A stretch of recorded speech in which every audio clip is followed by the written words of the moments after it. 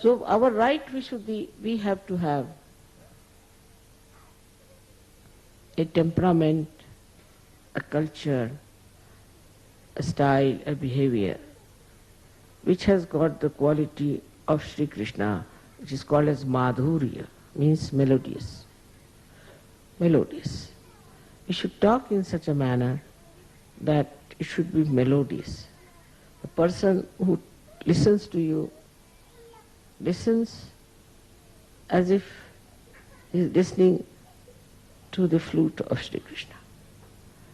The voice of a Sahajogi should be sweet, like that. When you talk to someone, it should be melodious. It should not be aggressive at all, but on the contrary, it should be melodious. It should not be sarcastic. It should not hurt another person. Any word that hurts others cannot be coming from the proper type of right Vishuddhi. So in no way one should hurt.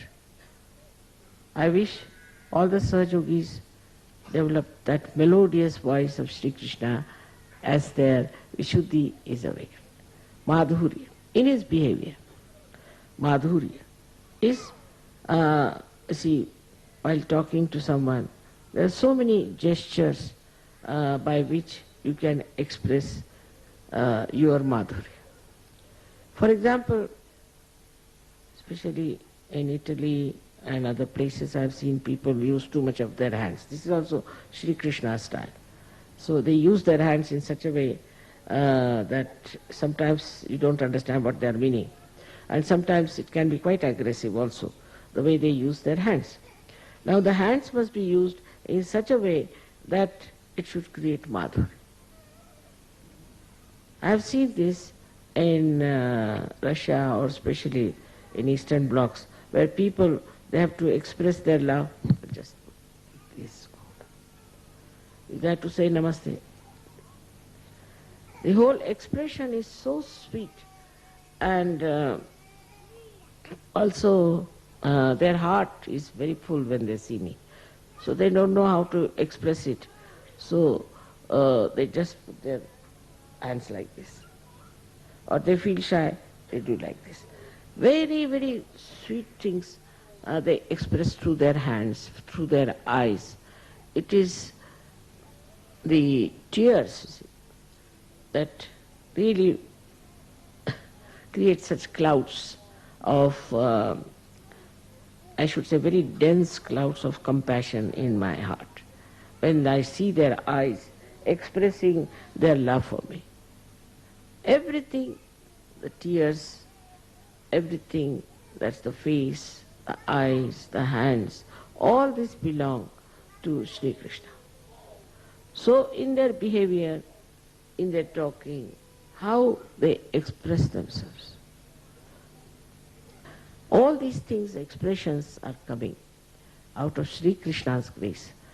But the power of that is madhurya, is the sweetness, the melodiousness. The rapport should be so sweet that that rapport should create tremendous joy and tremendous happiness.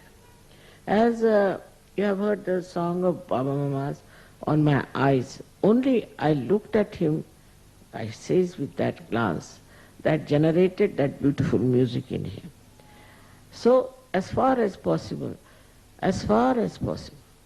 try to put your eyes on the greenery, that's the best. Then it soothes down, and also you develop the soothing quality of the greenery. I always tell people that better see the greenery around, how it soothes your eyes. In the same way, you should try to soothe the other person when you talk to that person. The person must melt.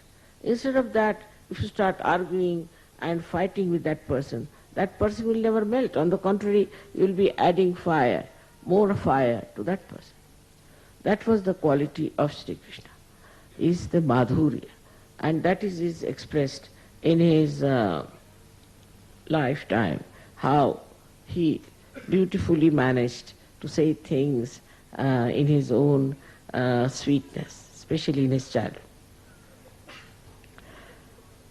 The another quality which Sri Krishna has, which we can express through our right Vishuddhi, is diplomacy. But there are two types of diplomacies. One is genuine, one is artificial. In the genuine diplomacy, you do not have to take to a certain standard, or you don't have to read some books to know how it is diplomacy. Is it genuinely it comes to you. The whole thing works very sweetly in such a genuine manner. I have used it many a times myself, and you all can use it also many a times. That's only possible if you don't get angry with someone. Not possible if you are angry. Now there's a story I've told you about some, this Gagangarh Maharaj. I went to meet him, and he was very angry because he could not stop the rain. He was supposed to stop the rain, and I was all drenched. And he was so angry, and he said that, is it my ego you were trying to control? And like that he started little bit fighting. I said, no, that's not the reason. He said, why? Why did you not allow me to stop the rain? You are all drenched. I said, because you are a sannyasi and you bought a sari for me. I would not take a sari from a sannyasi. So I had to get drenched for your sake. The whole thing finished off. The whole anger, temper finished off. This is how we have to melt people. The diplomacy is not convincing anybody with his intellect or by temper or anything, but it is to melt away another person by your goodness, by your good words, by your sweet works, by your forgiving nature. This quality he had, and he tried this on many people. It worked on some, it did not work on some. He didn't feel it's a failure. It's the reaction of the another person which is important to be seen.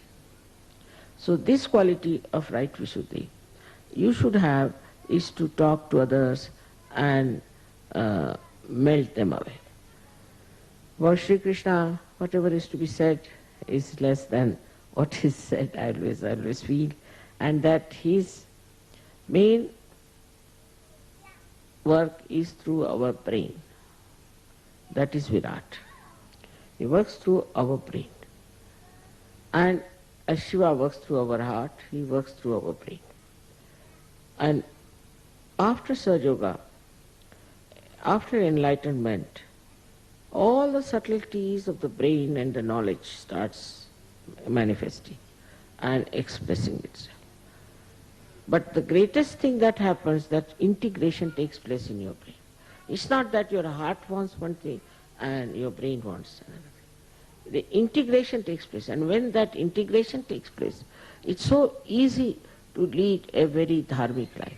Even without thinking about it, without reading about it, you just become dharmic. You are not to be told that you have to be dharmic. Innately you become dharmic because your brain, which normally is used for rationality, for justifying all that is wrong, becomes dharmic, becomes divine.